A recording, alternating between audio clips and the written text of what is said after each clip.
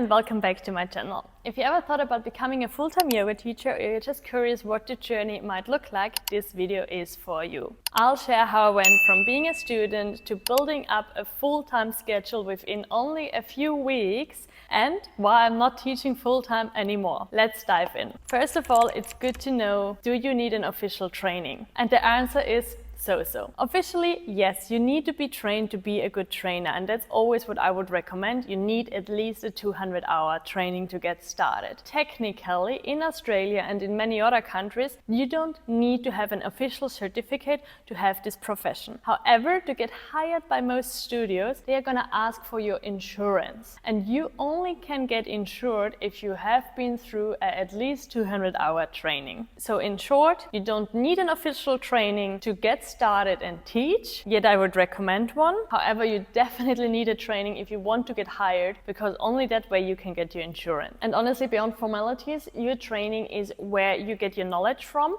and where you're actually making the shift from being a student to teaching yoga. This is where you gain the confidence, where you learn how to cue students, where you learn how to teach safe, and where you really understand the depth of yoga. So I definitely always recommend doing a training. Now that you've decided to go for a training, the question is which training to choose. And there are different pathways out there. Most people choose a 200-hour training at the beginning. That's definitely the most popular pathway. However, there are different ways in how to do your 200-hour training. It can be an intensive course over 2 to 3 weeks. It can also be, how it was in my case, over several weekends. It's up to you to choose the experience you want. Do you want to fast track and really immerse yourself, maybe even travel to another country to obtain your certificate?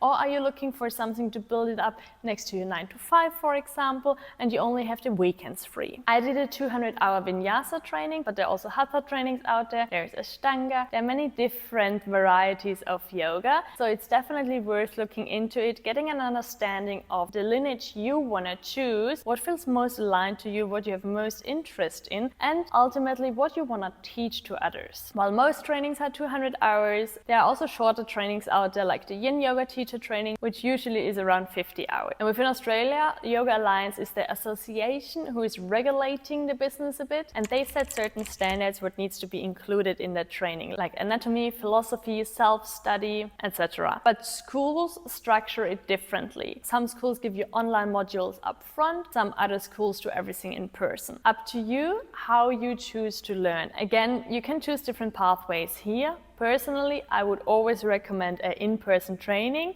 since this is the business of movement, of flexibility, this is the business of your body, and I learn better when I see things and touch things, and that's why I've chosen an in-person training. So you see already there are many different ways on how to get your certificate. You can do it on the weekends, you can do it during the week, you can do it fast-tracked within a few weeks, or even over a longer time. Choose what suits best to you, and I think that's the beauty about it. It really fits everyone. Whether you're a mom, you're working full-time, or you want a really quick career change, there is a suitable training out there for you. Now, one of the most asked questions I get, and also one of the questions that was holding me back for a long time signing up for a training, was my personal practice before I go into teacher training. To be fully transparent here, I wanted to do a teacher training for 2 to 3 years before I signed up. I thought my personal practice wasn't enough yet. And here I really want to give you a pep talk, because you don't need much of experience to get your yoga teaching journey started. You don't need to be a perfect student to be a great teacher. It's different things that make a teacher good, and we will go into that a little bit later. In our training, we had students who had lots of experience, and we had students who were quite new to yoga. What I saw and also experienced by myself was it was good to have some basic understanding, but it wasn't needed to be able to go into a headstand or do any fancy inversions. Just to say, if you have never practiced at all, you might find it a bit overwhelming, because it's a physical and a mental practice,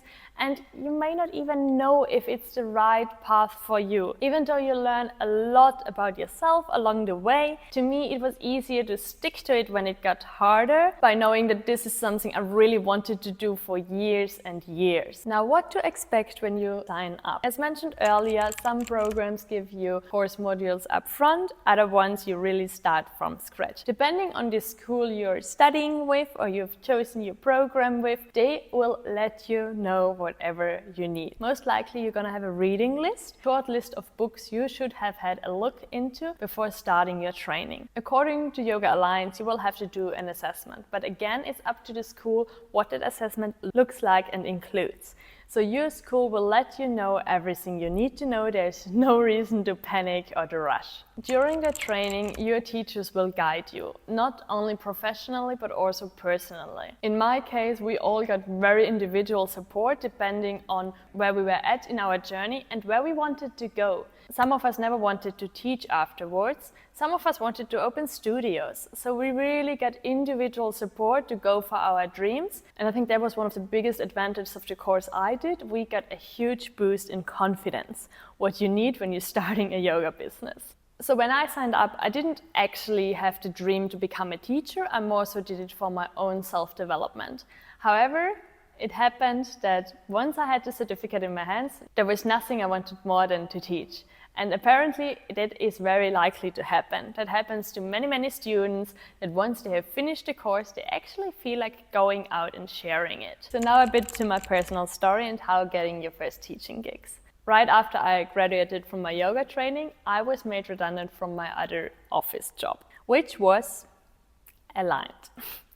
So I thought, why not giving it a go and just going fully in on the teaching journey.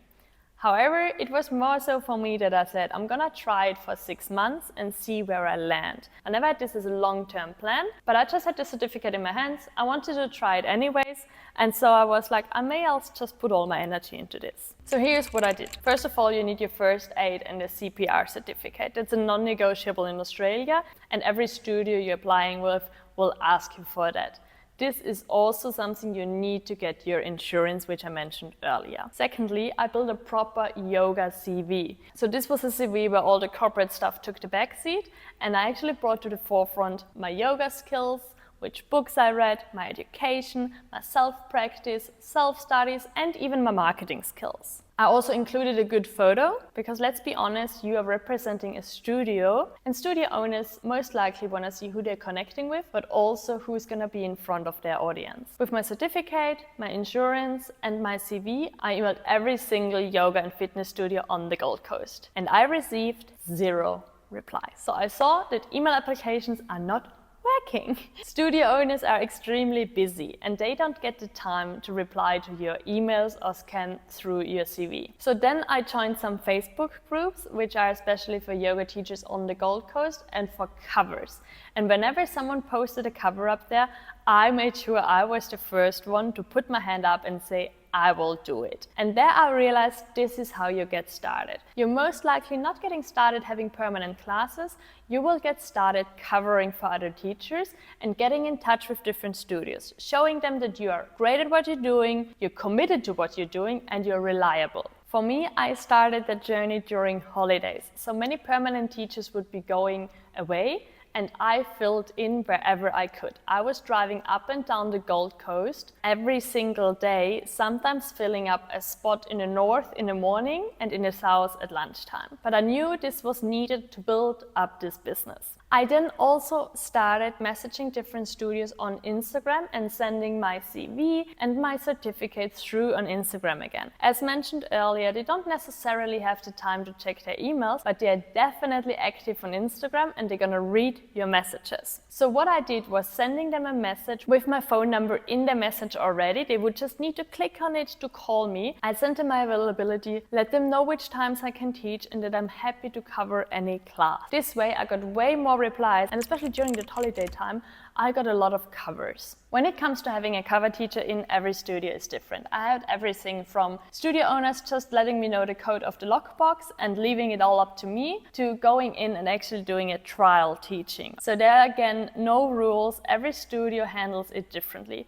But what I did was, after every single cover I had, I made sure to send the studio owner a message afterwards, give them a quick heads up if anything happened in class or they needed to know anything, and then let them know that I really enjoyed it and that I'm still open for more covers. This way I had my first permanent class within just 1 week. What you also can do is engaging with them on social media, liking their posts, following their accounts, tagging them in your stories when you're going to cover and they're reposting it. So you already start engaging with their community. What I then did when I really wanted to teach at the studio I felt comfortable with was I would go in as a student and just go to a few classes there. I would go to random teachers, just get an idea of how classes are run, and then I would also go to a class the studio owner is hosting and I would start showing my face in front of them. I would start engaging with them, having a chat, reminding them that I had sent through my CV and that I'm always open for covers. Eventually, when they needed someone last minute, I was on top of their mind, and it didn't happen just once that I was asked to teach a class where I was signed up as a student for. And I know that sounds like a big stretch, but let's be honest, becoming a full-time teacher within a short amount of time is a big stretch, and I just really wanted to prove to myself that I can make it happen. I wanted to be able to make a living from it, and these are the things that really help to build up a full-time schedule within 4 weeks. So what are studios actually looking for within a teacher? This is important to know so you get an understanding who you need to become to be hired. From my experience, studios are mostly looking for the following. Someone who is reliable. You're gonna be there on time, you're gonna start the class on time, you're gonna finish the class on time, and they need someone to clean up and lock up the studio afterwards. They also appreciate if you let them know if something happened in class, if an intro offer is interested in a membership, or if some of the equipment broke and they might need to replace something before the next class starts. So my reliability is one of the things I got the best feedback about. The other thing they're looking for is a good vibe and that you're actually matching to the studio. They want to make sure that the trainer is matching their audience, which is their community. We touched base on that a little bit earlier. And then they want someone who teaches safe and well. So it's crucial for you to stay educated and stay ahead of what's happening within the industry. After your 200-hour training, you're most likely still a newbie. And there's so much to learn. So make sure that you're educating yourself, whether it is through programs offered by different studios or most likely on your own to stay ahead of the game and be valuable to the studios. One other thing I personally find extremely important is that you teach safe classes. So be educated about injuries and how to adjust for pregnant members. Most studio owners want you to teach an inclusive class while still teaching to the majority of the class, which is a huge stretch, especially for a new teacher. Okay, let's talk about a few things what not to do as a new yoga teacher, no matter how new you are. Please never ever go out there and teach a full class for free. This studio is still making money with the memberships they're selling, and they should have the money to pay your rate. Some studios might try to get you doing free trials or free classes at the beginning, and I always set very strict boundaries around that. I'm happy to give them a short rundown of how I would teach a class, but I'm not teaching a free class simply because it destroys the industry for everyone. Secondly, don't say yes to everything. Because I come with marketing background, I had some studios trying to leverage from that. So I had to draw a very strict boundary and separate the two things. I fully agree with helping each other in social media presence, taking the studio, and the studio might take you. But I'm not agreeing to organizing events for free or running the entire marketing strategy. Being open and supportive is always great, but know your role and where it starts and where it ends. Now, let's talk money. What to expect financially. And again, you expected this, it differs from studio to studio. Here at the Gold Coast in Australia, it is very likely that you will get for your first classes between 50 and 70 bucks per class. This includes preparing the class, driving to the studio, opening up, checking in members, running a safe class, cleaning up afterwards, engaging with members, locking up again. So you see, it usually takes much more than an hour and you can't see it as an hourly rate. Also, you're gonna work on a tax file number, which means you will have to pay taxes from that. So realistically, you're probably working more so 2 hours per class. Some studios pay you a little bit extra when you're having more students, like 10 plus students in a class gives you a little bit extra. Some studios pay you if a class is cancelled last minute. Some studios pay you half of the rate, like a retainer when a class is cancelled. Some studios don't pay you anything when a class is cancelled. So your income is very fluctuating. So what does full-time teaching look like?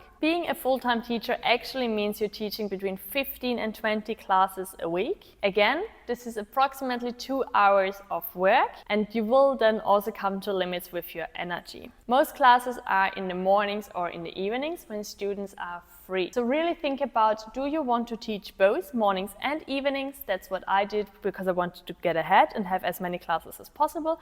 Or do you just want to teach mornings or just want to teach evenings? Also think about how you want to go with weekend classes. Classes on Saturdays and Sundays are most likely the ones you get offered first as a permanent class, because most seasoned teachers don't necessarily want to teach on the weekends. So at the beginning, this might be a great thing to say yes to. But if you have a partner who's off on the weekends, reconsider if you want to teach Saturdays and Sundays. Speaking about the rate of $50 to $70, this has not changed over the past few years. Somehow inflation doesn't exist in yoga teaching, and I always recommend renegotiating your rate once you have built up a standing as a teacher. Please don't go and teach for less than $50 a class. Again, this is having a negative influence into the industry we are all in. And we all paid lots for our trainings, and our time and energy is worth more. I once was offered $35 for a class. I went back to the studio and said, I'm sorry, I'm not teaching for that amount. I teach for minimum $50 a class. And they hired me for $50 a class. What you probably can draw from that is that this job does not give you a stable income from week to week. You can have weeks with many classes where you have covers on top of your permanent classes, but there can also be weeks where your classes are cancelled, where studios close down, or where public holidays are happening, or class schedules change due to seasonal changes. So you don't want to look at it on a weekly basis, maybe more so look on an income over a month or over a quarter. Therefore, it does give you a lot of flexibility. As mentioned earlier, if you're only teaching mornings, you're most likely off from 11 a.m. on, and then the rest of the day is yours. One advice I got at the very beginning of my teaching journey is that teaching is just the beginning, and most teachers need to start offering events, retreats, maybe even to online classes to make it a more stable full-time income. And I fully agree with that. If you're looking for more stability and security, definitely look into different avenues. It's not just a full-time teaching, but where can you actually offer your services for events? Where can you do private classes, or maybe even run your own retreats? You can always connect with your favorite studios where you're teaching at 40s, because they are also looking at which events can we offer to our audience. And this is when I started my Patreon community. You can now join my Patreon channel for only $11 a month, and you get a variety of yoga and Pilates and bar classes up there. And we are a beautiful community coming together online from all around the world, sharing not only movement but also life coaching practice in community. But here I would really like to emphasize on the different avenues you're opening up with a yoga teacher training. Although it's called yoga teacher training, you can go into all different paths afterwards. And that's what happened to me. So why am I not teaching full-time anymore? Speaking about different avenues within the industry, I also saw that for most studios, you are more valuable when you can teach a bigger variety of classes, not just yoga, but also Pilates, bar, stretch classes, yin yoga, etc. And this is also how you get double classes, which mean double the income for driving there and opening up only once. So I started going into Pilates teacher training, and I have a separate video on that. Make sure to check that one out as well. After 6 months of teaching full-time, I had one problem. I was physically extremely drained and tired, and with coming from an academic background, my brain wasn't really used as much as I wanted it to. So what did I do? I actually went into studio management. I started managing a Pilates studio, which gave me the best of both. It was really the perfect mix of working on the client, teaching classes, being with the community,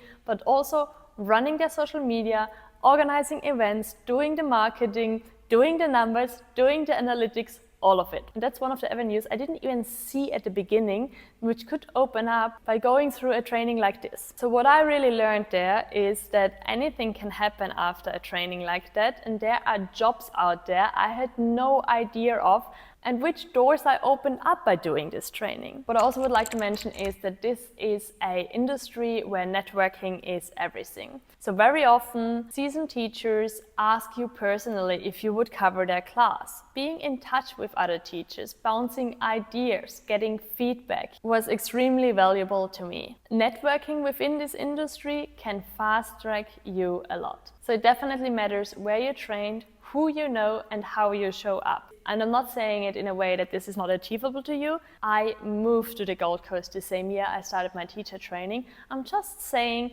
it is worth building up a great network. You never know which doors these relationships may be opening up for you. So, would I recommend becoming a yoga teacher? Hell yes. What a beautiful industry to be in. I personally love being around people, sharing movement with them, helping them to a healthier, more holistic lifestyle. But also I've found my spot within the industry with my Patreon channel, with studio management, with studio marketing, all the things. This path not only teaches you a lot about yourself and helps you gain confidence, it also opens different doors into all different directions. I walked into my training thinking I will never teach and now run an online community. So I would definitely recommend doing a training with an open heart, being patient, and don't underestimate that you will have to work hard at the beginning, but once you've gained the traction, it will be so worth it. And if you have any questions about my path, if you're uncertain, if you need some help, always feel free to reach out to me. We can have a chat, you can come over into my Patreon community, and I would love to meet you along the way. Thank you so much for watching, and I'll see you soon on the mat.